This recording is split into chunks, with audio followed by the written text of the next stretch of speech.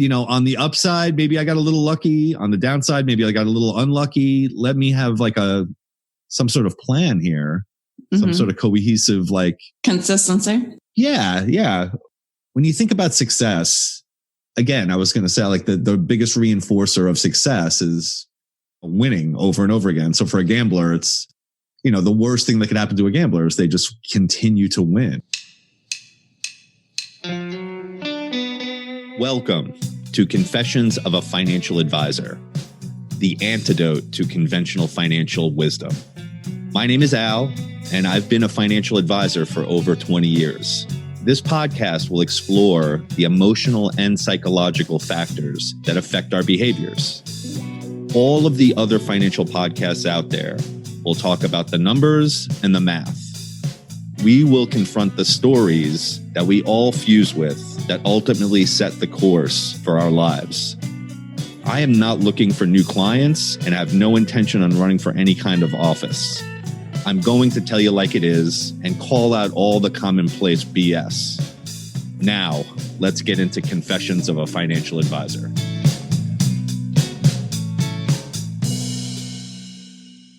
Okay, episode 22, we are on to the danger of success. Yes. Here with my partner in crime, Diane. Hello. Hey, Al. How you doing? I'm great. How are you? Doing well. And so this one's the danger of success. And nobody really talks much about that. They talk about the dark side of success. The dark side and what can potentially happen. And I think we started the posts talking about investing and how kind of relating it to a casino, right? Yes. So short-term investing. So short-term investors, people that trade in and out of the market, trying to catch a bottom, trying to time things perfectly so that they can make a killing. You use the words that I love, catching the falling knife. Like people trying to time the freaking market. Yeah. Like you're trying to catch a falling knife. You're going to get cut. Yeah. And just to, even paint even like a more crystal clear picture of catching the falling knife analogy. It's like trying to buy a stock when it's falling. Right. You're thinking, so you have personal experience with this. Yeah. Stock comes, starts at $50. It drops all the way down to $20. Yep. I buy in. It continues to drop to $7.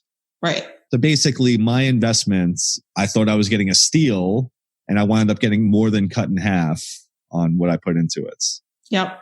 So that's the catch the falling knife analogy, because you can't time the market. That's the whole idea. So good luck with that. You could get lucky.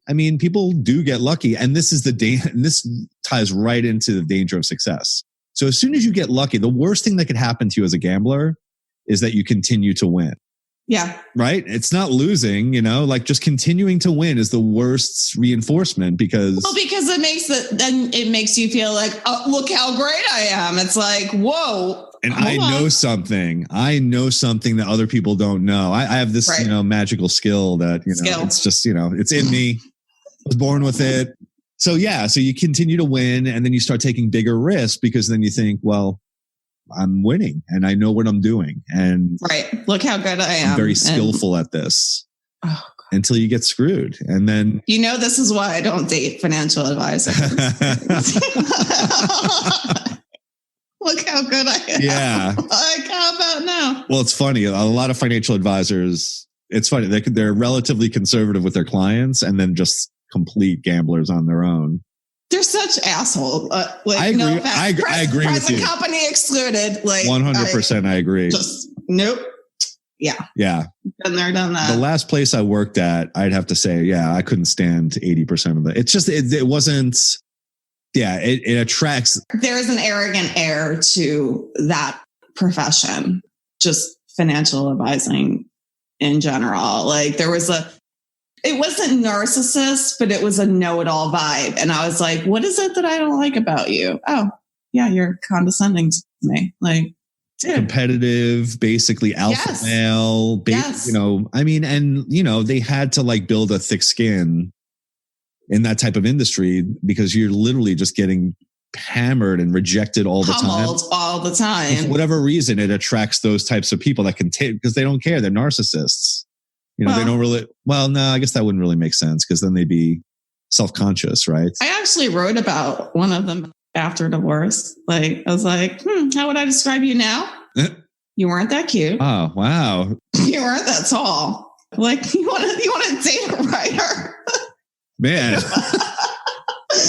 You will become material. Yeah, and he worked in the financial advising industry, and he had a different career that was an additional red flag for me. I'm one of the rare few that has like, I've done like one of those personality profiles. I've done a million of those personality profiles, like the Myers-Briggs and, you know. Oh, I just did another one the other day, and I got the questionnaire. Yeah, Strength Finder. I've done a bunch of them, and they all say the same damn thing. Yeah. They're like, financial advisory business is the worst business for you. Don't do it. Yeah, like you want on the hierarchy of things that you don't want to do. This is pretty much number one. I'm like, what? How did I end up here? And I've just tried to spin it for 20 years that like, I'm going to put my own spin on it. It's like, I'm not going to be like every other. I'm going to be the rogue real estate agent. Like, did I tell you? Yeah, I had a client years ago tell me I'm the most unrealtor-like realtor they've ever met. Yes. And I'm like, I appreciate that. I take that as compliment. Yeah. I mean, I think that's the cool part about it is like you can change it and you can have a different relationship with your clients if you come from a space where you're authentic. Yeah, and you're not trying to sell them anything. Like you're just being who you fucking are. Like as soon as they know that you're not trying to sell them anything, they fucking listen, you know, and they freaking open up and they're like, oh, all right. He's not looking to like just push something down my throat. It's like I stopped marketing myself as a realtor over a year ago. Floods of people. They're like, can you work with me? I'm like, what the hell? Like, I'm not even looking for this. Yeah. And it's like the minute that you stop. Yeah. Is when everyone wants you. It's like the whole vacation thing that I think we've talked about too. Mm-hmm. The minute you plan to go on, actually take time away and go on vacation is when everyone wants your attention. Right. Yeah. It's like that. Yeah.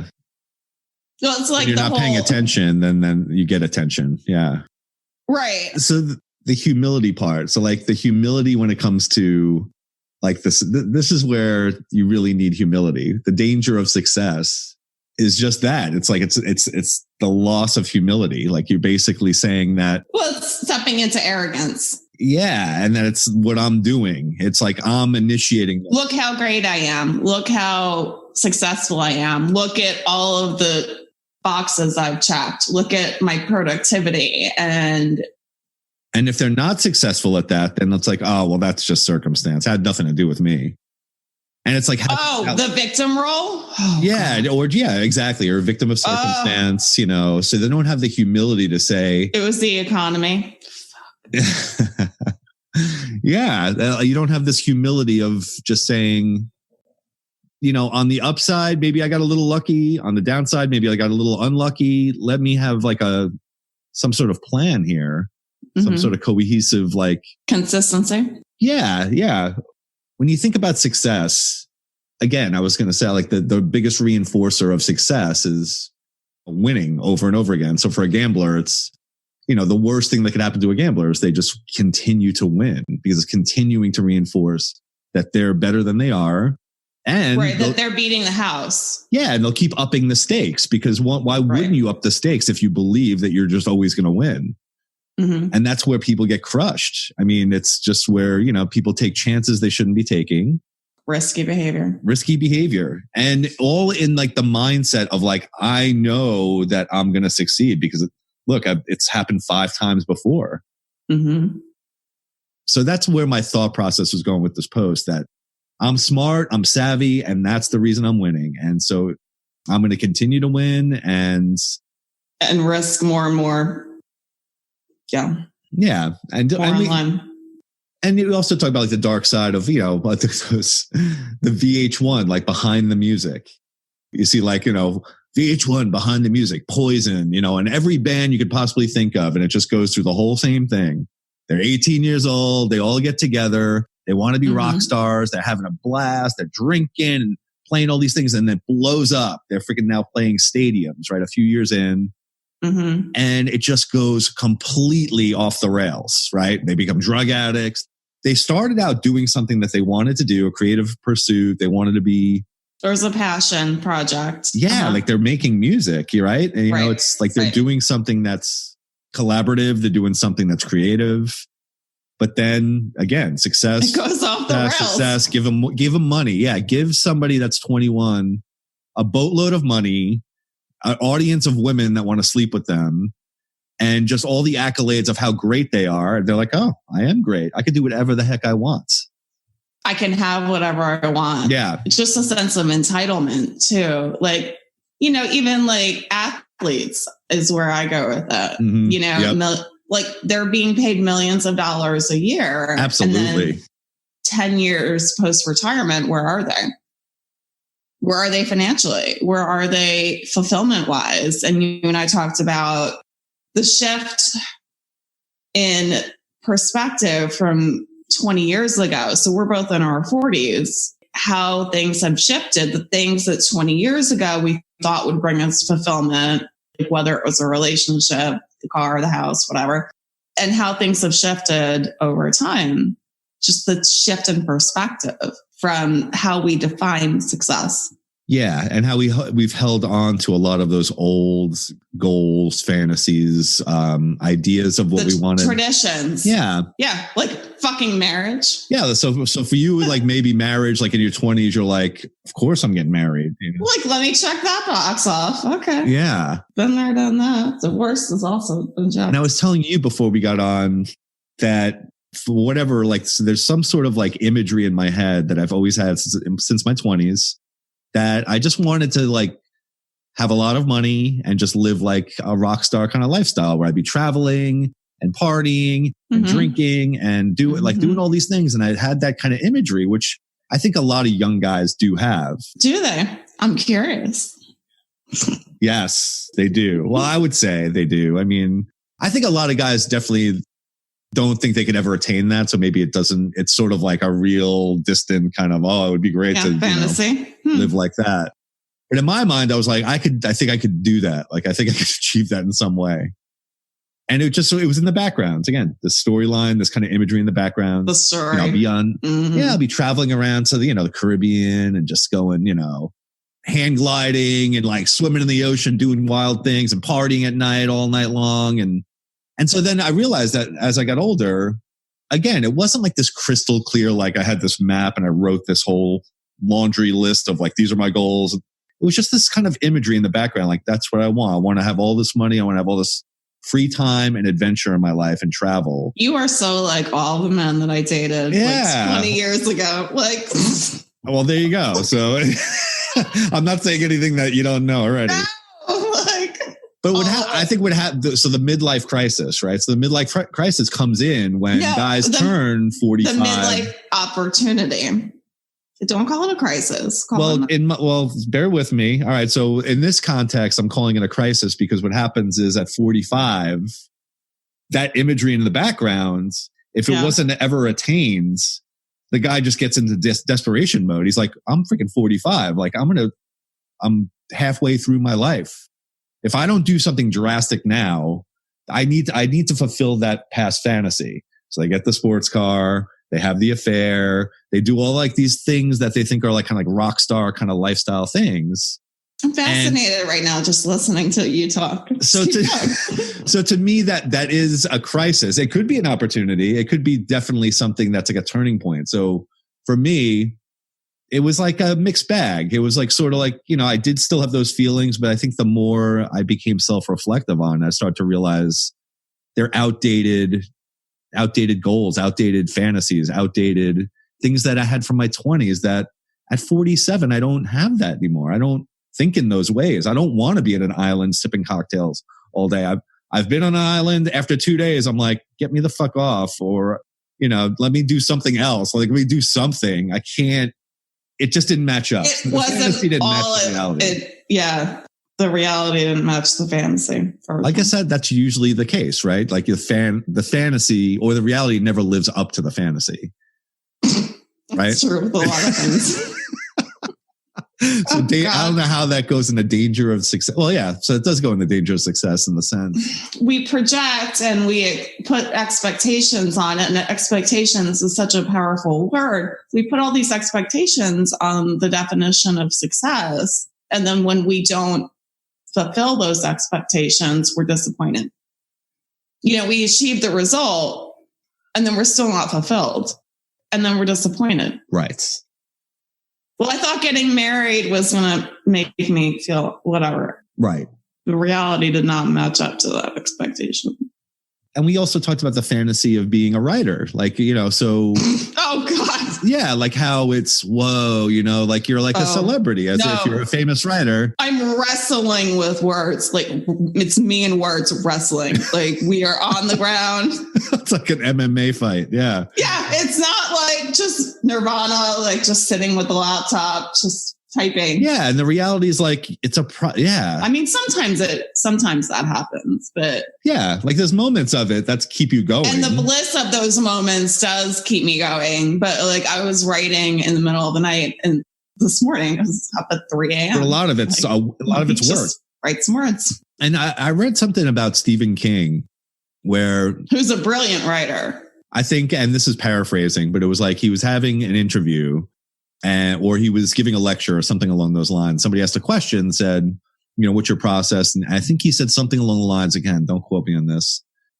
He's got like this routine that he does every day. It's like he writes for like 5 or 6 hours, like from 6 a.m. to like noon every day. Yeah. Yep. And somebody in the audience was like, well, the only reason you get to do that is because you're Stephen King and you got all this money and, you have this open schedule to do that. All this success. And then Stephen King was like, no, I've always been doing that. Maybe I'm successful because I started. Because of this. It's all backward. It's like the opposite. The opposite. Another opposite. It's all backward. Like, it's like you think it's the cart before the horse. Like, he got the success because he did this process. Yeah, he's allowed to do that process just because he's a best-selling author. It's like, well, everyone's got a story. And it's just, some people have the process and the discipline to commit themselves to their passion and to telling their stories. And that's how they become best-selling authors. But just because their name is on a billboard doesn't mean that your story is insignificant, is my perspective. Yeah. And that's the other danger of success, is that if success is given to you, like maybe at a young age or without having time of process, or without navigating the fires of life experiences. We've talked about the crucibles of life. Yeah. Imagine the pressure on someone that hasn't navigated, like you said. Yeah. Like what perspective do you have when you're 21 and somebody gives you $10 million and says, all right. This is why I can't date younger men. I'm like, I'm patting you on the head like, oh, you're cute. Go get some more experience. So true. Have fun. Yeah. It's something I've thought about a lot. And I think back. So the funny thing is when I do think back to those fantasies, like especially I grew up in the 80s. Uh-huh. So basically I went to see all the hair bands and like I was all up into those kinds of concerts. Yep. On Long Island at Nassau Coliseum, I'd go to like every rock concert. And I wanted to be those guys. I'm like, I want to be up there. I want to like have that. And then look at me at 47. I look back. I'm like, if that ever happened to me, I'd be dead by now. I'd be dead or in jail. Like if I was 21 years old and you threw me on the stage of Madison Square Garden and you're making millions of dollars, I'd be a drug addict. It would just be but that was the fantasy I had back then without knowing, because there was no context. All you thought of was the upside. You didn't think of the downside. And I think that's part of the dark side of having grown up in New York too, don't you? Mm. That culture, that indoctrination, and the more and more and more. Yeah, we're still in it here in Charlotte, though. I mean, it feels not the same. It's different. Charlotte's diluted, but Charlotte is still Banktown, and Charlotte is still a bank and finance community. And it's like, I don't want to keep railing against finance. Like, I don't have a problem with finance, but. Well, it's like the people it attracts, I mean, it seems to be a bigger percentage of bad apples. It's just for whatever reason, people and it's not, again, I don't think it's majority. I don't even think it's even remotely the majority. I think it's a very small minority, but it's a bigger minority than in other fields. Yeah. Well, Charlotte is the second biggest banking city in the country to New York. It sure is. Yeah. Shocking that I end up living here. And I love my house. I really do love my home. I love where I live, my actual home. But the Charlotte community, there's places that I don't feel safe. There's a lot of places I don't feel safe being in. Yeah. I know we continue to talk about like the driving too, but like it just seems people are so angry. Maybe it's just the time we're in right now, but like people just seem. My sleep deprived self might have flipped somebody off the other day in a parking lot. I'm like, I have not had enough sleep to deal with you. Everyone's in parking lots and at the stores, and I'm just like, could you fucking find the gas pedal? Like,